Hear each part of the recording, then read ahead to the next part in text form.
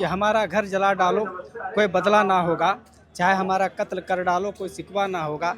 अगर हमारे छात्र छात्राओं के भविष्य पर खिलवाड़ किया तो कसम खुदा की कोई समझौता ना होगा। उन लोगों का भी साथ देना है जो शहीद हो गए, जो भारत का भविष्य बनाने के लिए अपने आप को शहीद कर गए। हम वो भी शहीद है, जिन्होंने पढ़ कर भी अपने आप का जान दे दिया, वो भी एक शहीद है। और जो अभी लड़ रहे हैं वो भी एक क्रांतिकारी हैं। और हम तब तक लड़ेंगे जब तक हमें न्याय ना इंसाफ नहीं मिल जाता। उनका नाम नहीं पता, लेकिन उनकी हालत मुझे देखकर इतना दया आया, इतना रोना आया कि कुछ नहीं। कि इसके बाद से मैं रोज यहाँ पर आता हूँ, भले मुझे मेरी मम्मी चिंता करे चाहे जो भी। और मैं भले ही जेईई नीट की तैयारी ना कर रहा हूँ, ना ही मैं अभी 12th में हूँ, ना आपका ही नाम? मेरे नाम करुणाकर आनंद है मैम। ना ही मैं अभी 12th किया हूँ, ना ही मैंने ग्रेजुएशन किया है। लेकिन मैं तब यहाँ पर क्यों हूँ? क्योंकि मैं यहाँ के लोगों को, यहाँ की जनजातियों को, यहाँ के दोस्तों को, यहाँ के भाइयों को सभी का साथ देने आया हूँ कि कहीं उनका भविष्य में कोई दिक्कत ना आए। और जैसे कि मैं एक जेनजी हूँ, जेनजी के होने के नाते भी मुझे मेरा ये फ़र्ज़ है कि मैं जेनजी लोगों को अब उनकी जो फ्यूचर है उनको बचाने के लिए प्रयत्न करूँ।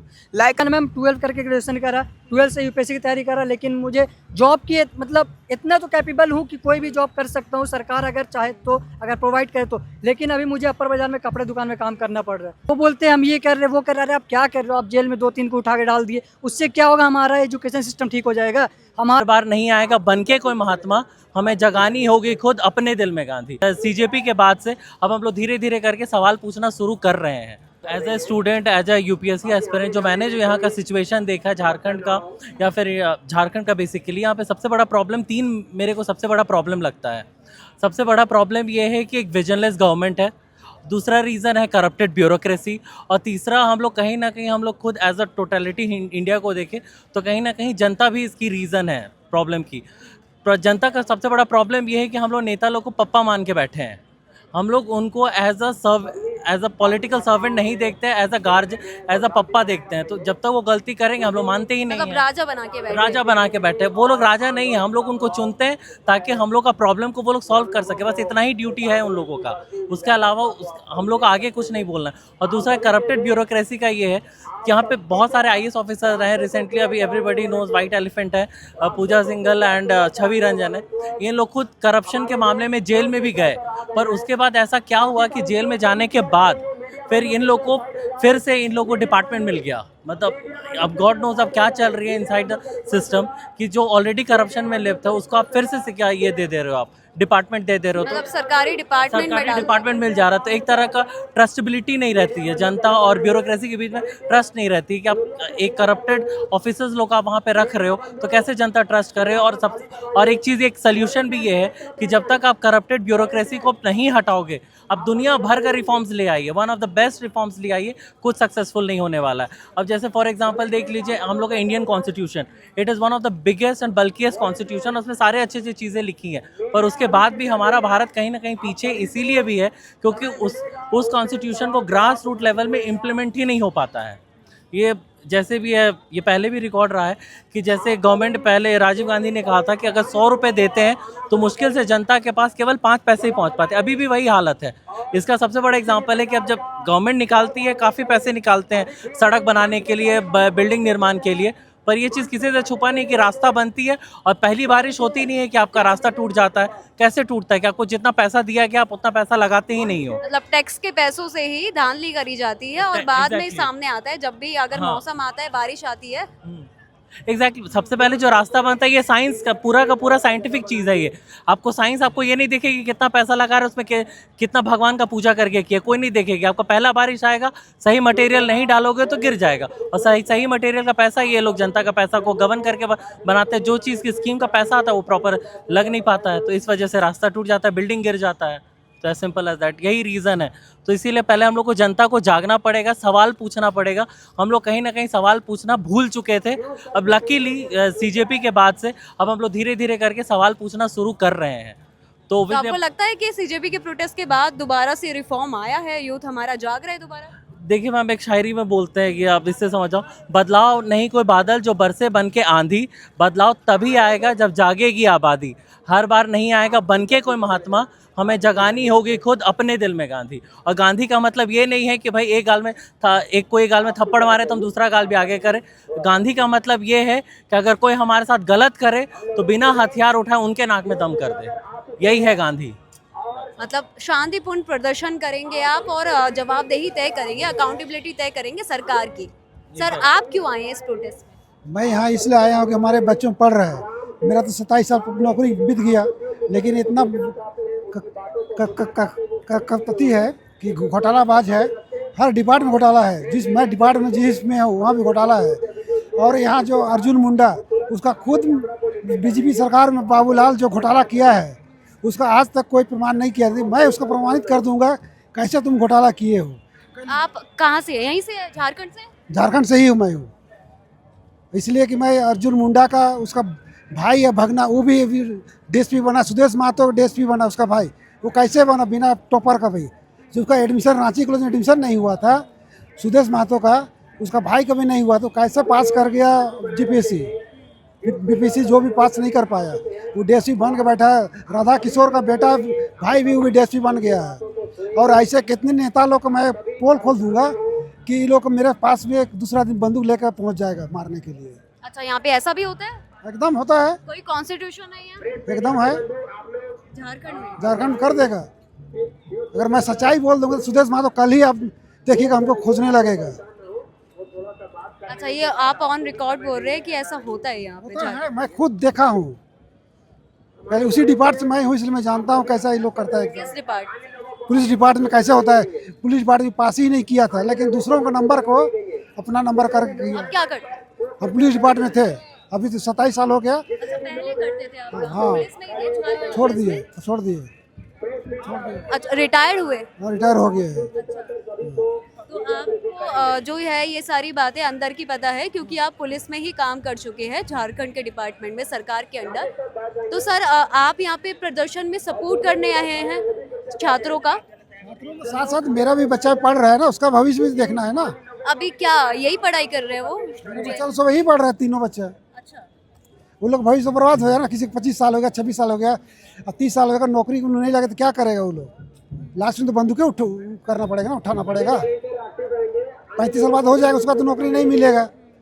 जीपीएससी तैयारी करते करते 5 साल लग जाता है, एक एग्जाम में क्लियर नहीं किया आज तक। नहीं सर, देखिए बंदूक उठाना तो कोई रिजोल्यूशन नहीं हुआ है, लेकिन हाँ आवाज़ हमें उठानी चाहिए। वो ना उठा के आवाज़ उठानी चाहिए तो रिफॉर्म भी बनता है। क्योंकि सबने देखा है कि जंतर मंतर पे जो सीजेपी का प्रोटेस्ट हुआ था, उसके बाद उन्होंने इस्तीफा भी लिया, रिफॉर्म आया है उससे। तो ये कोई रिजोल्यूशन नहीं है ना कि अगर ये नहीं हो रहा है तो फिर हम या तो बंदूक उठा लेते हैं, ऐसे नहीं समाधान निकलता तो वैसे निकल जाएगा। बाकी हम और भी लोगों एक चीज़ और बोलना चाहते हैं, जैसे ये झारखंड का स्पेशली, क्योंकि मैं बचपन से झारखंड में रहा हूँ। मैम यहाँ पे एक देखिए, आप ये नहीं बोल सकते कि यहाँ पे बीजेपी अच्छा था या फिर जेएमएम अच्छा था या कांग्रेस अच्छा। यहाँ पे शुरू से 2000 से झारखंड बना है, तब से अब कोई भी गवर्नमेंट आया है, सबका वही प्रॉब्लम है कि ना तो डेवलपमेंट ठीक से दे पाया, ना तो आपका एम्प्लॉयमेंट में भी आप कोई बहुत बड़ा एम्प्लॉयमेंट नहीं मारा, चाहे वो बीजेपी का सरकार रहे या कांग्रेस का या जेएमएम का। झारखंड का हालत वैसे ही के वैसे ही है मैम। तो ये तो सबको लाइक पूरे यूथ को, जनता को झारखंड की दिख रहा है ना ये चीज़, तभी तो अब आवाज़ उठा रहे हैं। तो आपको क्या लगता है कि इससे सरकार की जवाबदेही तय होगी, वो कुछ करेंगे? क्योंकि आज भी तमाम स्टूडेंट्स गए थे, लेकिन कोई भी रिजल्ट नहीं लिख रहा है उसमें। मैम ये तो अब है क्योंकि अभी पूरा इंडिया का माहौल गरमाया हुआ है, तो उस वजह से अभी पूरा माहौल गर्म है। तो एग्जैक्टली हम लोग को प्रेशर बिल्ड करना पड़ेगा। हम लोग प्रॉब्लम ये है कि हम लोग प्रेशर बिल्ड कर ही नहीं पाते हैं। ये तो अभी है कि अभी जो प्रेशर बिल्ड हो रही है, वरना इससे पहले हम लोग कितना बार प्रोटेस्ट किए, इससे पहले भी हर बार प्रोटेस्ट हुआ है, पर इतना कवरेज नहीं मिला, मीडिया से उतना कवरेज नहीं मिला। पर इस बार लकीली मीडिया से इतना कवरेज मिल रहा है, तो डेफिनेटली गवर्नमेंट को सुनना पड़ेगा कि क्या बेसिक प्रॉब्लम्स है, तो उसको क्लियर करना ही पड़ेगा, वरना फिर से प्रोटेस्ट करेंगे। और इस बार मुझे लगता है कि जनता शायद इतना जाग चुकी है कि नेक्स्ट बार अगर इलेक्शन हुआ तो शायद कोई भी पार्टी को प्रॉपर बहुमत के साथ वोट ही नहीं मिलेगा। पता चला ये थोड़ा सा सैटारिकली मैं बोल रहा हूँ कि शायद इतना वोट ही ना है, पता चला बीजेपी कांग्रेस मिलकर सरकार चला रही है। ये भी हो सकता है, क्योंकि अब जनता जाग चुकी है, अब जनता को पता चल चुका है। पॉलिटिक्स क्या है कि सत्ता के लिए कोई भी पार्टी कुछ भी कर सकती है, कोई भी कुछ भी कर सकती है। तो डेवलपमेंट आप दीजिए, वरना आपको किसी भी पार्टी को प्रॉपर वोट नहीं मिलेगा। As simple as that. आपने भी 12 के एग्जाम दिए? जी मैंने 12 भी दे दिया है मैम, मैं ग्रेजुएशन कर रहा हूँ अभी, अच्छा और मैं यूपीएससी की प्रिपरेशन कर रहा हूँ 12 के बाद से 2023 से। अच्छा। जी मैम।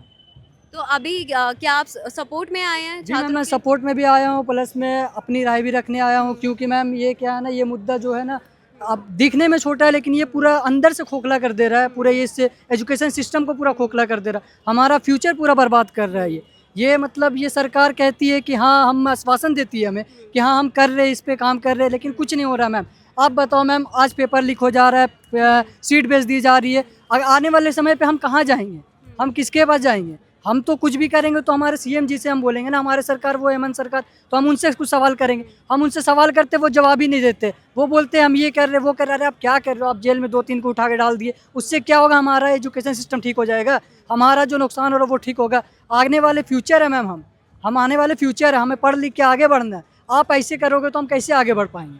हमारा बात यही है कि, और 16 दिन 15 या 16 दिन मेरे ख्याल से हो गया प्रोटेस्ट को, अभी तक कोई नहीं आ रहा है। सरकार यहाँ आके बच्चों से पूछे उनके प्रॉब्लम क्या है, सरकार बस बैठ के कैमरा खोलती है, हाँ क्या दिक्कत है, ये दिक्कत, ऐसे वैसे करके अपनी चली अभी तो बात हो रही है ना, आज भी गया था एक 10 स्टूडेंट का, तो कोई निष्कर्ष नहीं मैम। निकला? बात होने से मेरे को मतलब नहीं है, बात हो ना हो मेरे को मतलब है, मेरा जो पेपर लीक हो रहा है, मेरा जो सीट बेचा जा रहा है, उस पर मुझे कंट्रोल चाहिए, उस पर मतलब जो करप्शन जो अभी चल रहा है वो बंद होना चाहिए, एजुकेशन सिस्टम पूरा क्लियर होना चाहिए, साफ सीधी बात है मैम मेरा।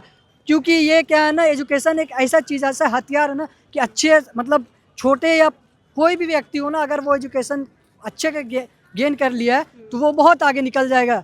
ये सरकार जो है, ये 2 दिन 3 दिन 1 साल मतलब एक बार आती जाती सरकार, एजुकेशन जो है ना वो परमानेंट के लिए है मैम, तो उसको हमें पूरा साफ करना है, उसको क्लीन रखना है। एजुकेशन में कोई मतलब कुछ नहीं होना चाहिए करप्ट, एजुकेशन ऐसा होना चाहिए। लेकिन अभी तो लगातार यहाँ पे धांधलियां हो ही जा रही है। पहले नीट का हुआ, इतने बच्चों ने अपनी जान गंवाई, अब उसके बाद रांची से ऐसी खबर आई, कभी कहीं और से खबर आती है। मेरा भाई है मैम, बैठा हुआ है अनशन में, सौरभ भाई। अच्छा, भूख हड़ताल? जी, भूख हड़ताल पे। वो मुझे लगता है पिछले 3 साल या कुछ उससे टाइम से, तो मुझे एक्चुअली उसका पता नहीं है कितने टाइम से कर रहा है। वो जेपीएससी का एग्जाम के लिए तैयारी कर रहा, अभी पता चला पेपर लीक हो गया। मैम उसका 3 साल 2.5 साल कुछ भी, एक ही साल बर्बाद हुआ ना।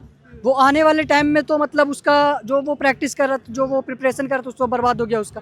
अब उसका क्या होगा मैम? वो उसको फिर से अब प्रैक्टिस करना होगा, फिर से उसको एजुकेशन पूरा माइंड में रिकवर करना होगा, तब उसको फिर से क्या पता फिर से वो बैठे, फिर से पेपर लीक हो जाए। हम इसलिए आज यहाँ पे खड़े कि दोबारा ये चीज़ ना हो।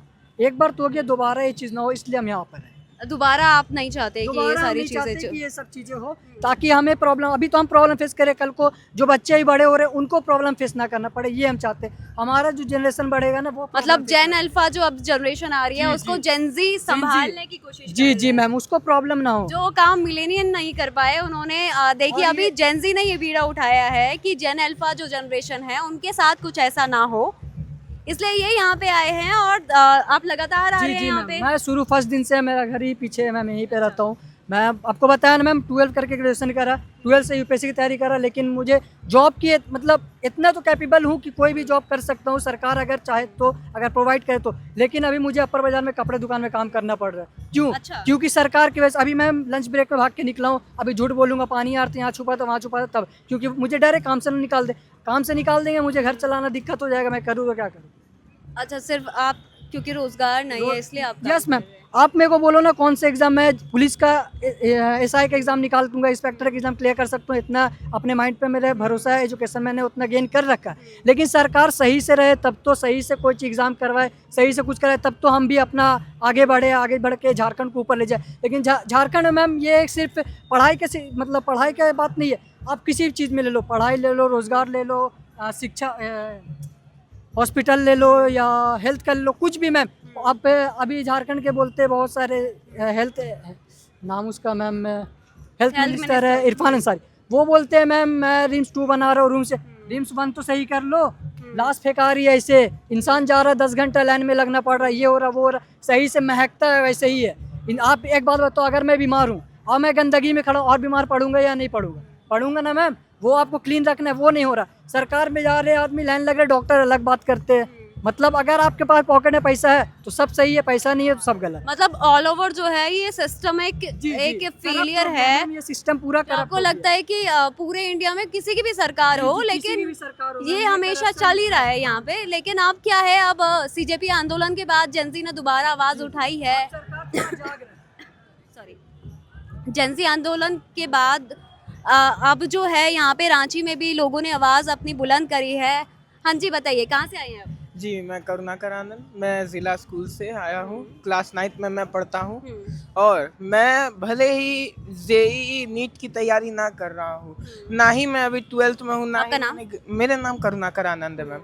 ना ही मैं अभी 12th किया हूँ, ना ही मैंने ग्रेजुएशन किया है, लेकिन मैं तब यहाँ पर क्यों हूँ? क्योंकि मैं यहाँ के लोगों को, यहाँ की जनजातियों को, यहाँ के दोस्तों को, यहाँ के भाइयों को सभी का साथ देने आया हूँ कि कहीं उनका भविष्य में कोई दिक्कत ना आए। और जैसे कि मैं एक जेनजी हूँ, जेनजी के होने के नाते भी मुझे, मेरा ये फ़र्ज़ है कि मैं जेनजी लोगों को अब उनकी जो फ्यूचर है उनको बचाने के लिए प्रयत्न करूँ, लाइक आई ऑलवेज डिड। आप स्कूल से सीधा इधर ही आए हैं? जी, I always come here after school. Daily आ रहे हैं, फर्स्ट डे से आ रहे हैं यहाँ पे? यहाँ पर मैं फर्स्ट डे से आ रहा हूँ। जो भैया ने ये प्रोटेस्ट करवाया है, मुझे माफ़ कीजिएगा, मुझे उनका नाम नहीं पता, लेकिन उनकी हालत मुझे देखकर इतना दया आया, इतना रोना आया कि कुछ नहीं, कि इसके बाद से मैं रोज़ यहाँ पर आता हूँ। भले मुझे मेरी मम्मी चिंता करे, चाहे जो भी, मैं यहाँ पर बस इसलिए नहीं घर आता। वालों को पता है? घर वालों को अभी इसके बारे में नहीं पता है, लेकिन आप मैं आ रहे जल्दी- हैं यहाँ? हाँ, लेकिन मैं इसके बारे में जल्द ही उन्हें परिचय करवा दूंगा। और एक बात मैं ये भी कहना चाहूँगा यहाँ की सरकार को, सरकार आप अच्छी हैं, आपने बहुत सारे गरीबों का साथ दिया है, मैया योजना वगैरह, लंगड़ी योजना वगैरह सब, लेकिन मेरी एक ये भी मांग है कि क्यों ना आप एजुकेशन पर भी थोड़ा ध्यान दिया जाए। जैसे कि आप देख सकते हैं, जिस स्कूल में मैं पढ़ता हूँ वहाँ पर फैसिलिटीज़ हैं, लेकिन वहाँ की आधी से ज़्यादा फैसिलिटीज़ काम नहीं करती हैं। कौन से स्कूल में पढ़ते हैं? मैं जिला स्कूल में पढ़ता हूँ मैम। अच्छा। वो मैं मानता हूँ कि वो स्कूल बहुत अच्छा है, टॉप 1 स्कूल है, मैं वहाँ का अच्छा स्टूडेंट भी हूँ, लेकिन एक बात ये भी है कि यहाँ के जो एजुकेशन सिस्टम है उस पर थोड़ा सा दाग लग चुका है, जिसको हटाने के लिए क्या हम लोग प्रॉब्लम को- हो रही है आपको स्कूल में? देखिए, ये स्कूल की प्रॉब्लम मेरी बात ओनली नहीं है, there are many peoples, there are many child like me. बहुत सारे जिला स्कूल्स हैं, like not only here, there are more than 50 और 12 जिला school, I think so, there are all over in Jharkhand. तो उन पर भी सरकार ध्यान देती है, ऐसी बात नहीं है, लेकिन वहाँ की बाथरूम सिस्टम्स, जैसे कि वहाँ के टीचर्स भी बहुत अच्छे हैं, ये मैं नहीं कहूँगा, लेकिन वहाँ के बच्चों का डिसिप्लिन में थोड़ा सा कमी है। और मैं ये चाहता हूँ, सरकार से ये निवेदन करना चाहता हूँ, वॉशरूम में क्या दिक्कत है? वॉशरूम थोड़ा सा गंदा टाइप का रहता है, और अभी वहाँ पर रिपेयरिंग भी चल रही है, इसलिए भी हो सकता है, लेकिन वो बहुत ज़्यादा मतलब कि डर्टी रहता है इस टाइम। रिपेयरिंग से पहले भी ऐसे ही रहता था? और रिपेयरिंग से पहले थोड़ा सा रहता था, उतना नहीं, लेकिन रहता था। और मैं बस यहाँ पर अपनी ही स्कूल की बात नहीं करने आया हूँ मैम, यहाँ पर जो मेरे भाई बंधु हैं जिन्होंने अपने नस काटे थे, जिन्होंने छलांग लगाई थी सीलिंग पर से, मैंने भी बहुत सारी मौतें होते हुए देखी हैं, मेरे आंखों से भी बहुत सारे आंसू निकले हैं, इसलिए मैं यहाँ पर आज यहाँ पर बस अपने रायों को समर्पित करने नहीं आया हूँ, मैं यहाँ पर उन लोगों का भी साथ देने आया हूँ जो शहीद हो गए, जो भारत का भविष्य बनाने के लिए अपने आप को शहीद कर गए। हम वो भी शहीद है जिन्होंने पढ़ कर भी अपने आप का जान दे दिया, वो भी एक शहीद हैं, और जो अभी लड़ रहे हैं वो भी एक क्रांतिकारी हैं, और हम तब तक लड़ेंगे जब तक हमें न्याय ना इंसाफ नहीं मिल जाता। घर कब जाते हैं आप, अगर स्कूल से इधर आ जाते हैं डायरेक्ट? मैं घर 6 बजे जाता हूँ। 6 बजे जाते हैं। स्कूल कब खत्म होता है आपका? स्कूल मेरा 3 बजे ख़त्म हो जाता है। अच्छा, तो 3 घंटे आप इधर ही रहते हैं, और घर वालों को बिना बताए यहाँ पे आ रहे हैं लगातार? वो कोई बात नहीं है, हम मम्मी को बता देते हैं इस टाइप का, मेरी माँ को पता रहता है, लेकिन मेरे पापा जो हैं उनको नहीं पता रहता है इस बारे में, तो वो ही जल्दी पता चल जाएगा। मैं यहाँ पर किसी को बता के नहीं आने जाता हूँ। अकेले आ रहे हैं आप, या फिर आपके और भी तमाम साथी हैं मेरे यहाँ पे? तमाम साथी आते हैं, लेकिन वो सब चले जाते हैं खा पी के, क्योंकि वो सिर्फ यहाँ पर खाने पीने आते हैं। लेकिन मैं यहाँ पर खाने पीने नहीं आता हूँ, मैं उन भाई बंधुओं का साथ देने आता हूँ जो यहाँ पर लड़ रहे हैं। कितने साल के आप?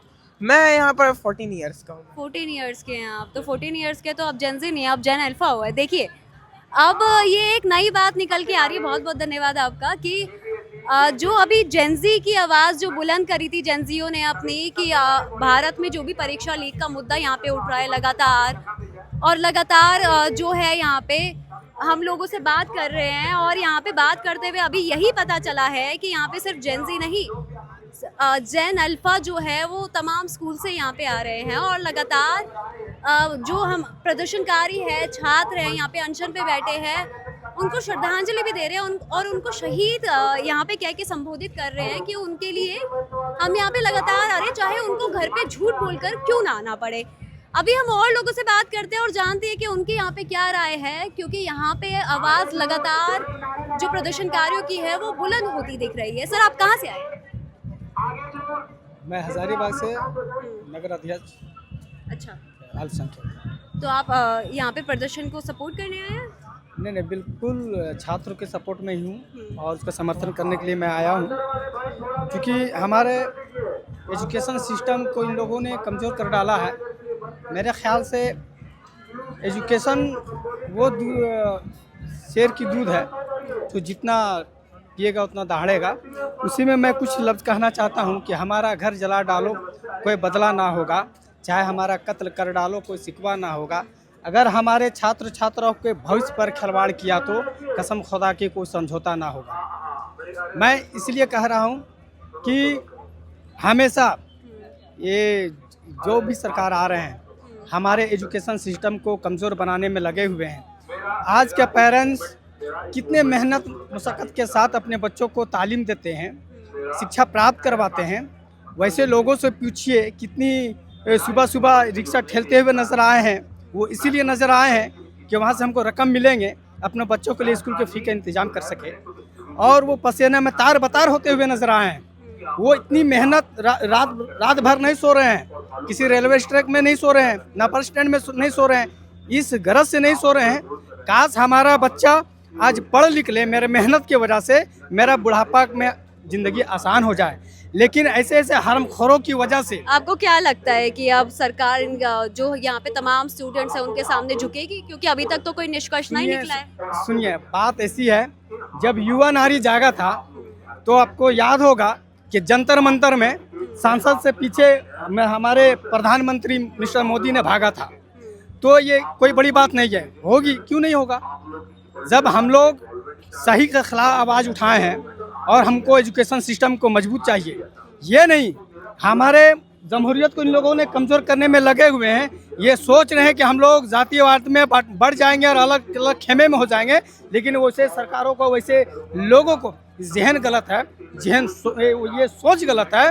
क्योंकि हम लोगों ने जात पात को छोड़कर सब हटाकर हम लोगों ने उससे ऊंचा हट करके कदम बढ़ाया है, और इसमें कोई नहीं, सब सामान्य है, सब एक समान है, सब हम लोग मिल के हक का, अन्याय की आवाज़ लगाना है।